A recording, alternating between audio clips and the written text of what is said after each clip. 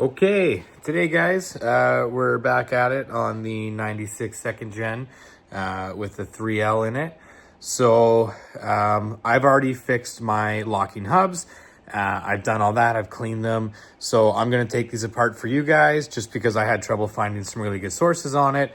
And hopefully I can help someone else there. Perfect.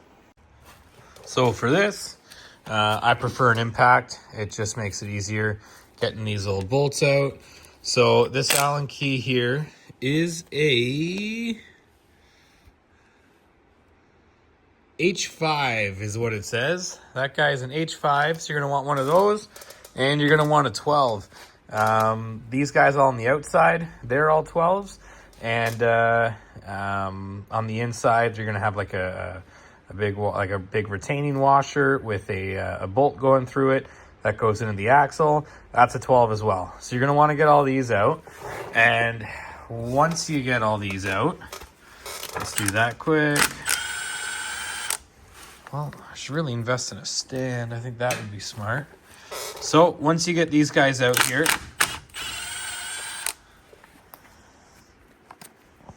this hub assembly essentially just pulls off.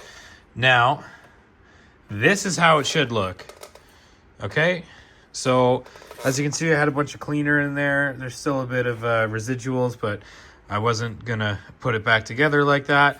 So mine did not pull out like this. Mine came out with this piece, the big spring, and there's like a little flat piece under there as well. And then this piece here, this is held in by a spring. There's some notches in these teeth in the bottom there, and that spring basically goes all the way around and locks it into place.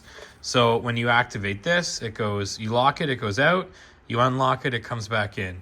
Now, for whatever reason, whoever last worked on this truck here, they did not put a gasket here. There was nothing here.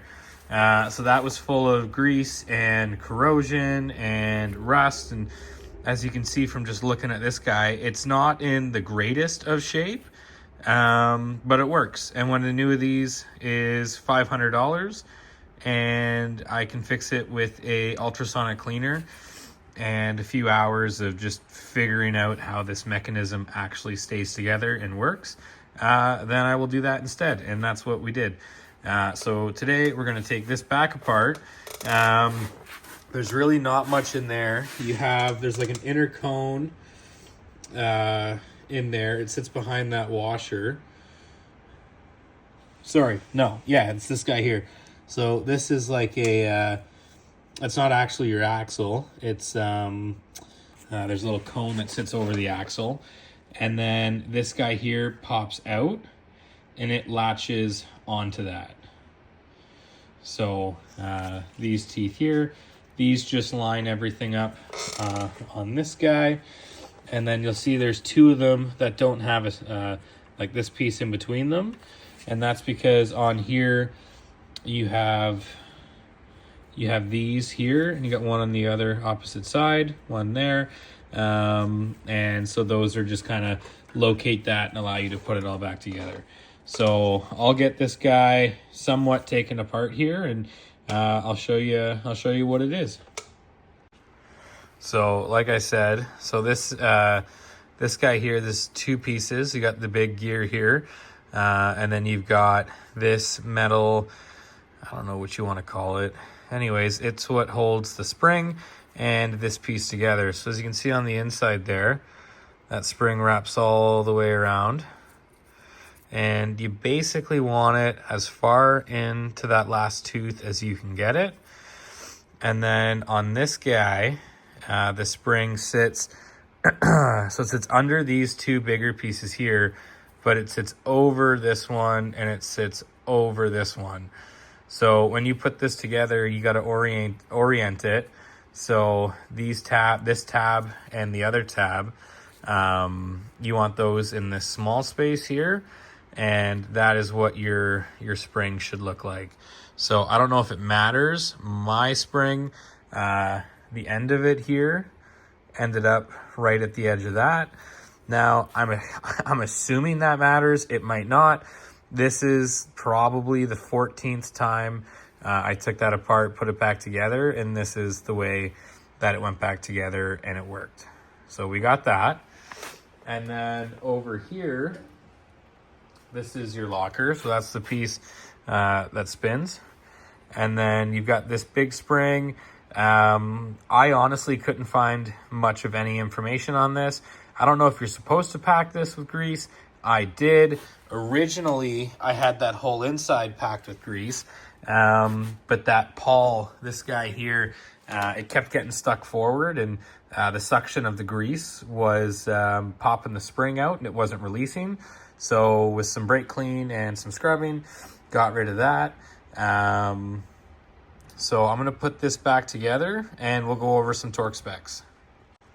So from a bit of research, these guys on the outside are 23.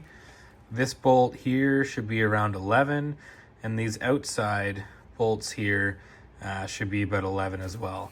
So I've got this guy in the locked position. I'm going to put it in the free position. We're going to get some gasket maker. We're going to seal this up, and then we're going to put it back together, and I'll show you the axles. So I've got the inside of that about as clean as I think I'll get it for now. I don't have the gasket for it, so I use this Toyota FIPG. It's the 1281. This stuff here is crazy expensive, and I bought it when I put the locker in the front diff of the 4Runner there. So I figured it ain't a diff, but it's similar purpose, you know. I do have that generic gasket maker. I don't know if I'm going to be taking these apart 2 weeks from now, 2 days from now, 2 years from now. So I know I do want to get this all out and refresh it. I just don't know when that's going to happen because there's more pressing concerns with it.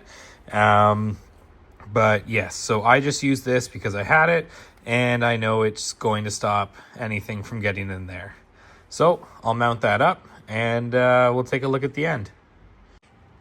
Okay, so here we got it all mounted back up. You can see I tried to use the least amount that I could because I don't want a ton getting inside of here jamming things up. So that's what we're kind of left with. Now I've got this guy unlocked. So if I turn this, the axle doesn't turn. If I turn the locker for the hub, you hear it just engage. Now that axle spins with the hub. Disengage it. Now it spins freely. So this guy is ready to clean this up, put the tire back on it, and then I can swap out those rear tires for the same one she's got up here on the front. Yeah, stay tuned for the next video.